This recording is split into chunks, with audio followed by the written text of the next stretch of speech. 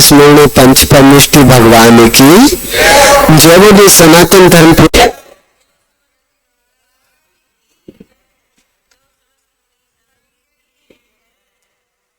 जिनेन्द्र देवी के पवित्रतम प्रांगण में विराजमान आप सभी धर्मानुरागी पुण्यात्मा महानुभाव, जीवन में प्रतिदिन अपने पुण्य की सराहना कर लिया करूं। धन गड़ियो धन दिवस धन जन्म मेरो भयो। आज का दिन मेरा जन्म सार्थक हो गया, आज का जो समय वो सार्थक हो गया, मेरा जीवन लेना सार्थक हो गया, मेरे मित्रों का देखना सार्थक हो गया। क्यों? क्योंकि आज कुछ लोग गोले में फंसे होंगे, कोई बेड पे सो रहा होगा, कोई चाय की चुस्की ले रहा होगा, कोई अखबार पढ़ रहा होगा, कोई ऑफिस जाने के लिए टिफिन तैयार कर रहा होगा। लेकिन देखो कितने पुण्यात्मा हो आप। सब काम दामों को छोड़कर, आरंभ सारंभ को छोड़कर प्रभु परमात्मा का अभिषेक करने के लिए उपस्थित हो गए, पूजा करने के लिए उपस्थित हो गए। तो आपसे बड़ा पुण्यात्मा इस समय इस संसार में कोई नहीं है। महान भाव, यह हमारा जीवन सुख और दुख इन दो पटलियों से चलता है। कभी जीवन में सुख आता है तो कभी दुख आता है, लेकिन आता क्यों है? दुख कैसे आता है और क्यों आता है? और सुख कैसे आता है, कैसे मिलता है और कैसे भोग पाते हैं? जिन शासन की प्रवाहना करते हुए अनेकों आचार्य मुनि हुए, उन्होंने जैन भुजा को उत्तंग शिखरों पर पहुंचाया। उनमें एक नाम बड़े अहोभाव से लिया जाता है कि वो ऐसे आचार्य हुए जिन्होंने राजाओं की सभा में जा करके जिन शासन की डंका को बजाया। और सुनने में आता है, अनेकों आचार्य कहते हैं कि भविष्य में वो भगवान तीर्थंकर बनेंगे। ऐसे महान आचार्य कौन थे आपने सुना है? और पंचम काल में हुए थे वो तीर्थंकर बनेंगे। वो थे आचार्य भगवान समंत्र भद्र स्वामी, जिन्होंने जिन शासन की महती प्रभावना की। और उन्होंने जिनेन्द्र प्रभु की ऐसी अकाट्य भक्ति की, ऐसी अकाट्य भक्ति की कि पिंडी फट गई और चंदा बाबा प्रकट हो गए। ऐसी आप लोग कर सकते हो? नहीं कर पाए। लेकिन उनके मन में ऐसी भक्ति थी प्रभु परमात्मा की कि भक्ति करते गए बेड़ियां टूट गई, पिंडी फट गई और चंदा बाबा प्रकट हो गए। आज वर्तमान काल में भी वह चंद्र भगवान की प्रतिमा विराजमान है फिरोजाबाद चंद्रनगर। वहां पर वह प्रतिमा है। हम लोगों ने अभिषेक भी किया जो भैया जी थे तो, और यहाँ पे भी किया। महान भाव, उन्होंने बहुत महत्वपूर्ण ग्रंथ लिखा श्रावकों के लिए, श्रावकों की आचार संहिता बताने के लिए। श्रावक की क्या कर्तव्य, आप लोगों को क्या करना चाहिए, क्या नहीं करना चाहिए, ये भी बताया। क्योंकि सिर्फ ये बताते करना ही करना चाहिए तो आप गलत कार्य को भी कर लेते, लेकिन ये भी बताया साथ में क्या नहीं करना चाहिए। जैसे आचार्य बलवंत कुंद स्वामी जी ने बता दिया, दानम पूजा मुख्यम। आप लोगों को दान और पूजा तो करना ही चाहिए, मुख्य रूप से करना चाहिए, आपके कर्तव्य है। क्योंकि उस समय कोई अभक्ष का सेवन ही नहीं करता था, इसलिए बताना आवश्यक नहीं लगा। लेकिन आचार्य भगवानों ने फिर धीरे धीरे किसी ने 4 बताए, अमितगति स्वामी जी ने, पद्मनंदी स्वामी ने 6 बताए, वसुनंदी स्वामी ने 9 बताए। जैसे जैसे समय चेंज होता है बताते गए। तो उन्होंने आचार्य भगवान ने बताया कि हमारे जीवन में पुण्य का और पाप का क्या महत्व है। आप लोग जो कमाते हो, पैसा वगैरह इकट्ठा करते हो, तो क्यों करते? एक श्रावक ने जिज्ञासा की, भगवान हम पैसा इकट्ठा कर रहे हैं, हमारे बाद में काम आएगा ना पाप के उदय में। तो आचार्य भगवान उसकी जिज्ञासा का समाधान करते कहते, यदि पाप निरोधोन्नय संपदा किम प्रयोजनम अथ पापा श्रवस्तन्न संपदा किम प्रयोजनम। अगर आपके जीवन में पाप का निरोध हो गया है, यानी कि आपके जीवन में पुण्य का उदय चल रहा है, तो संपिता जोड़ने का क्या प्रयोजन? क्यों जोड़ रहे हो पैसे? तुम कहीं भी चले जाना, तुम्हारी सारी सुविधाएं मिल जाएंगी, तुम्हारी सारी अनुकूलताएं बन जाएंगी। तुम जंगल में भी जाओगे, मंगल हो जाएगा। विदेश में भी जाओगे तो वहां के लोग आपको मित्र बना के आपकी सेवा करेंगे। शत्रु भी आके आपके चरणों में नतमस्तक हो जाएगा। क्यों? क्योंकि आपके जीवन में पाप का निरोध हो गया है। अत पापा स्रवस्तम्य। और अगर जीवन में पाप का उदय है तो पैसा क्यों जोड़ रहे हो? किसके लिए जोड़ रहे हो? अरे जब पाप का उदय आएगा तो सबसे पहले पैसा ही जाएगा, उससे भी पहले धर्म जाएगा, और धर्म के बाद धन जाएगा। और जब पाप का उदय आएगा, जब तक जीवन में धर्म है ना, जब तक पाप का उदय नहीं आ सकता। जब तक जीवन में पुण्य का उदय है, जब तक पाप का उदय नहीं आ सकता। और जब पाप का उदय आता है तो पुण्य का उदय नहीं आ सकता। जीवन में ध्यान रखना। आपने फुटबॉल का मैच देखा है? फुटबॉल देखा होगा सबने। उसमें क्या होता है, 10 प्लेयर्स इधर होते हैं, 10 प्लेयर्स इधर होते हैं।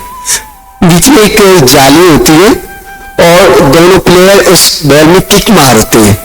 जैसी वो बॉल उठने लगती है, किक मारी जाती है, फिर गिर जाती है, फिर उठने लगते हैं, फिर किक मारते हैं। इनके उसे उठने ही नहीं देते। और एक होता है वॉलीबॉल का मैच, उसमें भी 10 प्लेयर इधर होते हैं, 10 प्लेयर इधर होते हैं, लेकिन डिफरेंट क्या है, उस बॉल को नीचे नहीं गिरने देते वो।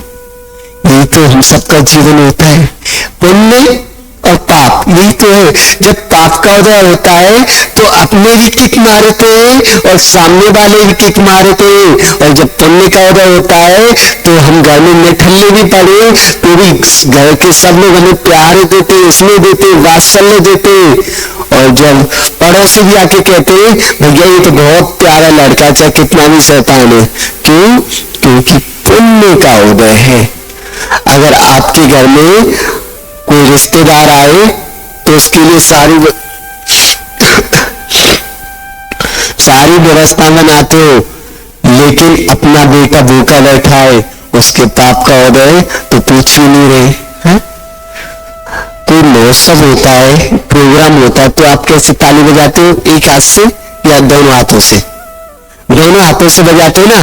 प्रोग्राम होता है, खुशी का माहौल होता है, आनंद का माहौल होता है, तो आप दोनों हाथों से ताली बजाते हो। लेकिन जब पाप का उदय होता है, आंखों से आंसू बह रहे हैं, तो आंसू कैसे पहुंचते हो? एक उंगली से ऐसे।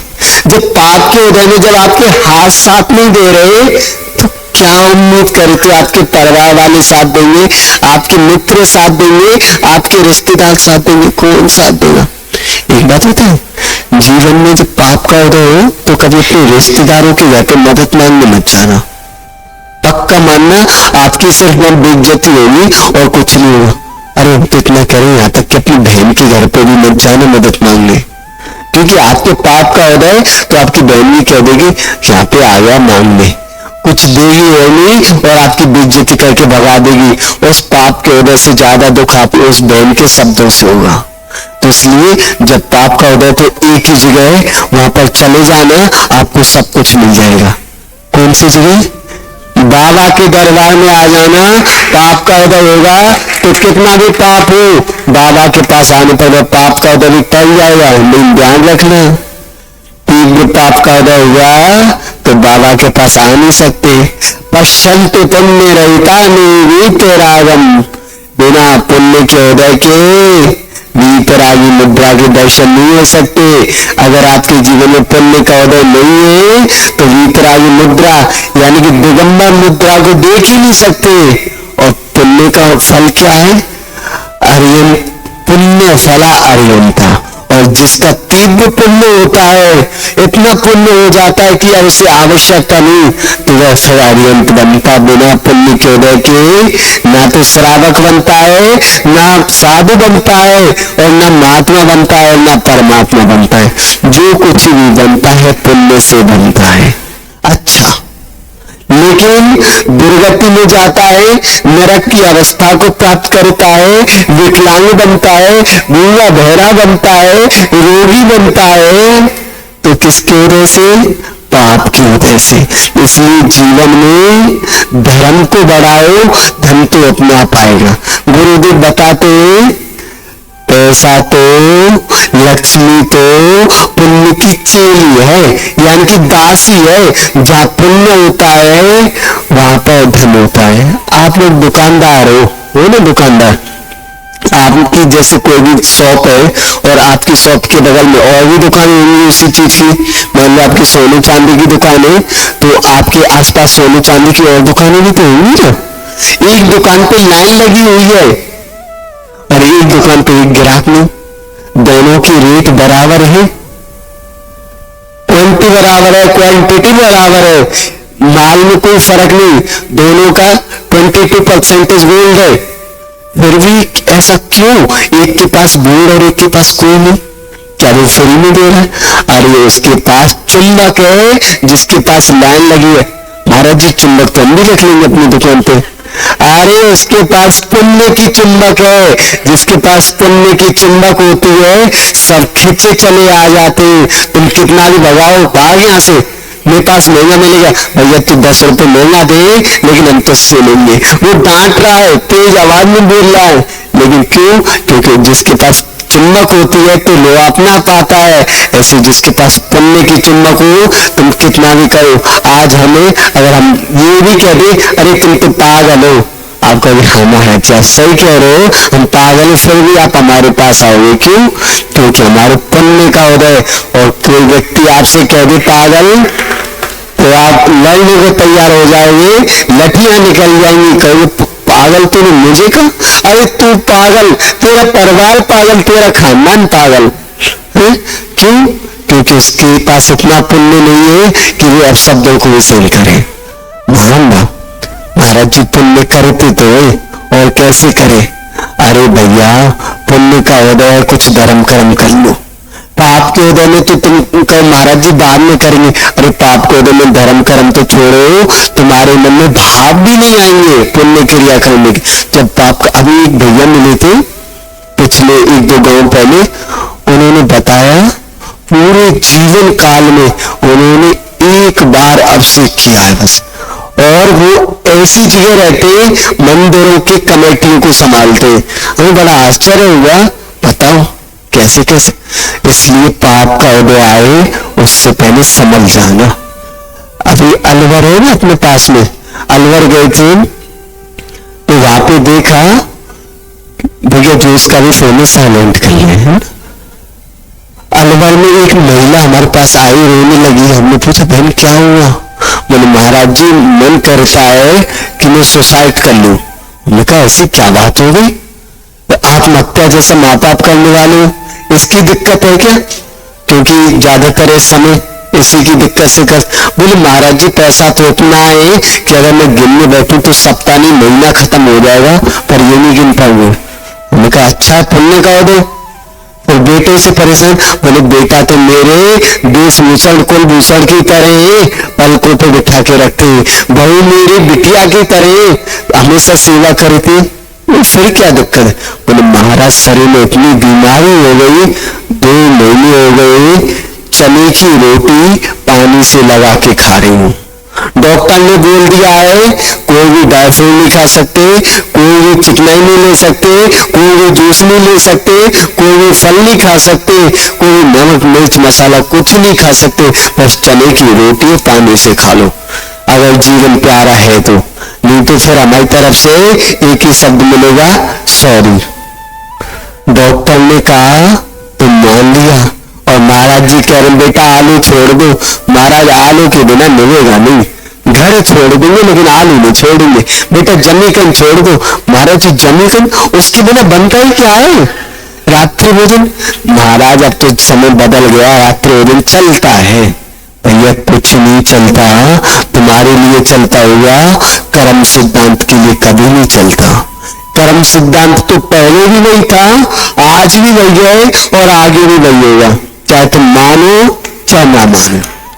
अभी पुण्य का उदय है, खा लो जितना खाना है, लेकिन ध्यान रखना जब पाप के फल को भोगोगे तो तुम्हारी आत्मा कांप जाएगी, बोलेगी भगवान बचा लो। जब आलू खाए थे तब भगवान से पूछा था क्या?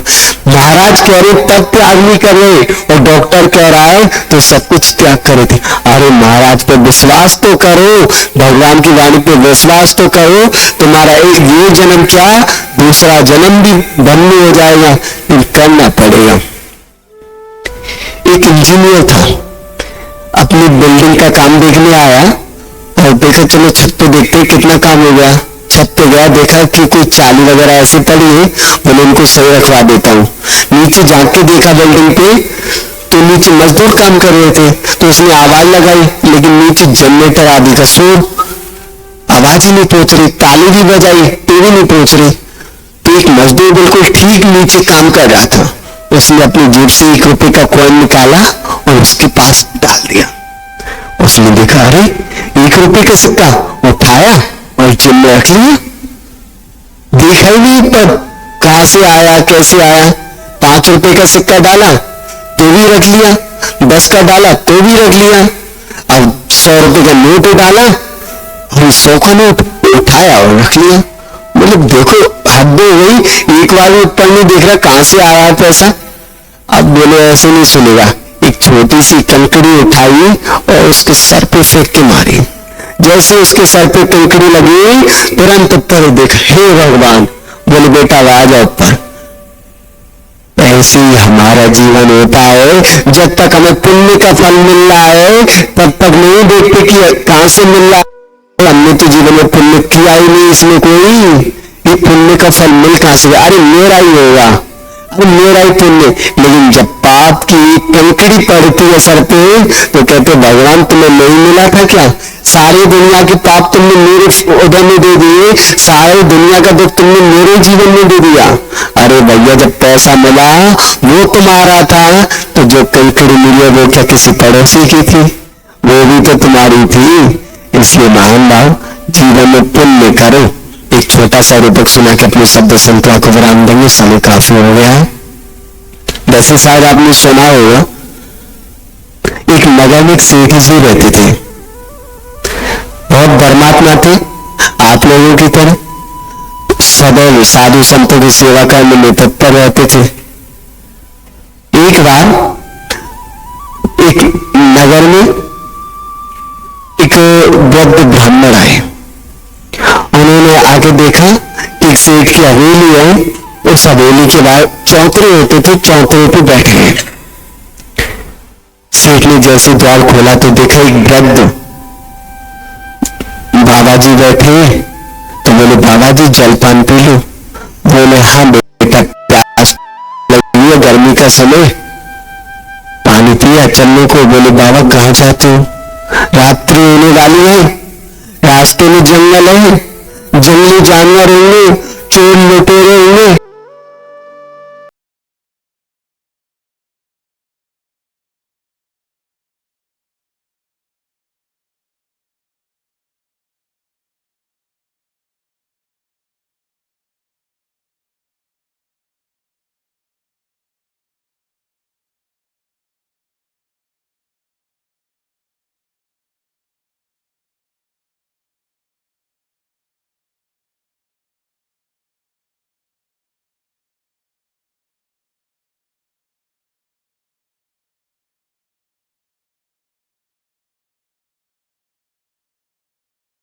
आपकी जान को खतरा पड़ी है, ठीक है। जैसा प्रातः का बोले भोजन आपसे चल, बोले ठीक आपसे किया। बाबा दोपहर हो गई, कितनी गर्मी, काल में चले जाओ, काल को चलने को रात में ऐसे। तब बाबा तुम चल रहा है, कोई दिखता है द्वार आई है, दिखाई आदि थी, चेहरे पर भद्रता चमक रही थी और अम्मा जी के हाथ में एक थैला।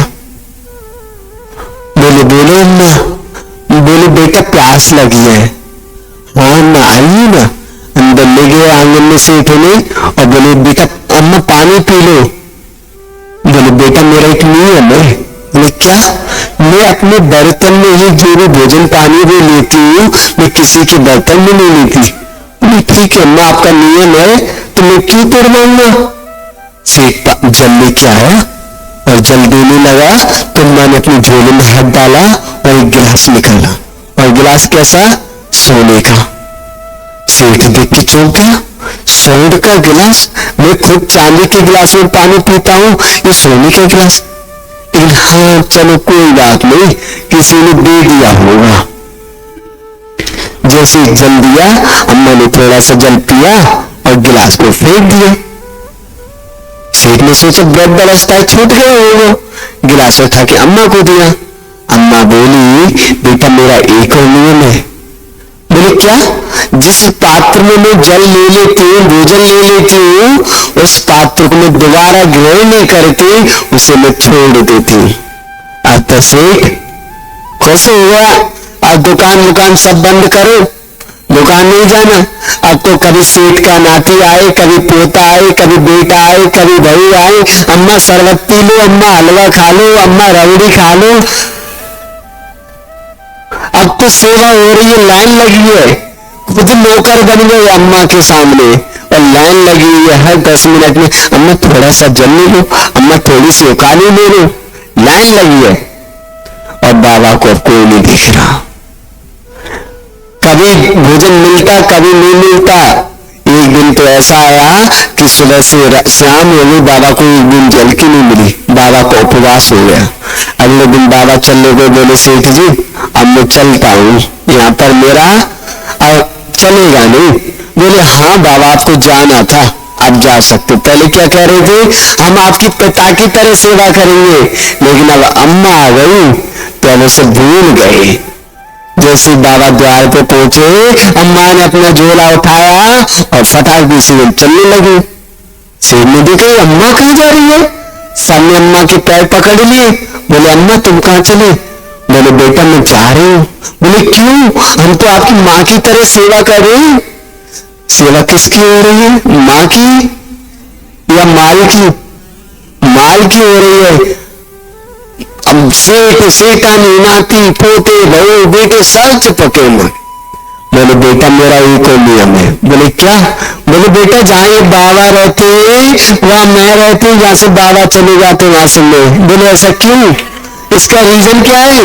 बोले बेटा तू अभी पहचान ही नहीं पाया हमको। बोले कैसे? बोले कोई बाबा नहीं है, ये धर्म है धर्म, और मैं कोई अम्मा नहीं हूँ, मैं तो लक्ष्मी हूँ। जहाँ धर्म होता है वहां मैं आ जाती हूँ, और जहां से धर्म चला जाता है वहां से मैं चले जाती हूँ। महान भाव। तो अपने जीवन में धर्म को स्वीकार कर लो, धन अपने आप आ जाएगा। आप सुबह से शाम तक कमाते हो, सुबह जाते हो रात में आते हो, खून पसीना बहाते हो, तब जाके चटनी रोटी से सब्जी खाते हो। एक सब्जी से रोटी खाते हो, दोनों हाथों से कमाते हो, तब एक हाथ से खाते हो। और हम एक ही हाथ से नहीं कमाते, फिर भी रसगुल्ले और रबड़ी खाते हो। क्यों? क्योंकि हमारा पुण्य है, हम कमाने नहीं जाते, हम खाते, हम किसी के घर पे नहीं जाते, लोग बुलाने आते कि महाराज हमारी कोठी पे 2 कदम रख दीजिए। आपसे कोई कहता है कि भैया ये कोठी तुम्हारी है, तुम हमारे घर चलो? कोई नहीं कहता। हम किसी के ऑफिस में किसी की बिल्डिंग में चले जाएं तो पूछते भैया किसकी है, तो क्या कहते हैं? महाराज आपकी है। क्यों? क्योंकि हमने पुण्य इतना बढ़ा लिया कि कोई भी हो हमारा बता रहा है, हमारी कांटा लग जाए तो जितने भी बैठे ना सब डॉक्टर बन जाएंगे। महाराज जी घाव हो गया है, इसमें हल्दी लगा दो, महाराज जी इसमें बेटाडीन लगा दो, महाराज जी गीली पट्टी बांध लो, सब डॉक्टर बन गए। और तुम्हारा बेटा घर में पेट दर्द से रो रहा है और उससे क्या कह रहे हो, भानीबाज कहेंगे, नौटंकी कर रहा है, स्कूल चला जा चुपचाप। उसके सही में कष्ट हो रहा है, लेकिन तुम क्या कह रहे हो, उससे भानीबाज कह रहे हो। क्यों? क्योंकि उसके पाप का उदय और हमारे पुण्य का उदय, उंगली में चोट लग गई, सबके सब डॉक्टर बन गए।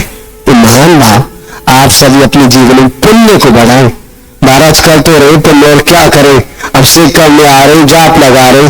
अरे पुण्य आपको पता है कितना कर रहे हो, कितना करो? 1 मिनट की बात याद आ गई, कैसे पुण्य कर रहे हो आप लोग पता है? बता दे, बता देते। एक लड़की की शादी होने वाली थी। लड़के वाले ने से पूछा बताइए तुम्हारी क्या शर्त है? दोनों में बात हुई। लड़के वाले ने कहा मुझे कुछ नहीं चाहिए तुमसे, कोई दहेज नहीं चाहिए, लेकिन मेरी एक विनती है, मेरी एक शर्त है। बोले क्या? मेरे जो जितने भी रिश्तेदार हैं इन सबको कद्दू की और अंगूर की सब्जी बड़ी अच्छी लगती है। चाहे कुछ ही हो ना हो चलेगा, लेकिन कद्दू की और अंगूर की सब्जी जरूर बनवा लेना। बोले ठीक है बनवा देंगे। बारात आई, सब लोग पहुंचे, देखा व्यवस्था कोई नहीं। एक ड्राम में पानी भरा हुआ है, उसी से पी लो। सबको बिठाया, पत्तल की पूरी और सब्जी। अब लड़का वाला भी क्या करे, उसने पहले बोल दिया था चाहे कोई सुविधा हो ना हो, मुझे कद्दू की और अंगूर की सब्जी मिल जाए, कोई बढ़िया टेंट नहीं कुछ नहीं। और ये बात है, अरे अपने बच्चों की शादी करो ना, तो ये दिखावे की दुनिया में मत रहना, अच्छी अच्छी मशीनें लगवाने मत, बड़े बड़े फंक्शन मत करना। लोग आएंगे, खाएंगे और हाथ पोंछ के चले जाएंगे, तुम जिंदगी भर उसको चुकाते रहना।